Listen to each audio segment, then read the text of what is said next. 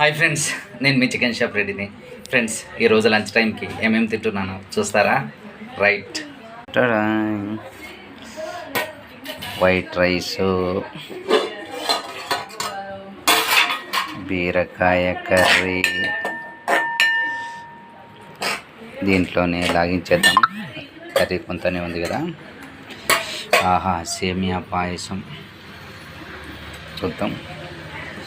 ఆహాహా, జీడిపప్పు, బాదం పప్పులు అన్నీ ఉన్నాయి ముందు. ఇంకా డైరెక్ట్ కర్రీలోనే వేసేద్దాం, ఎందుకంటే కొంతనే ఉంది కర్రీ.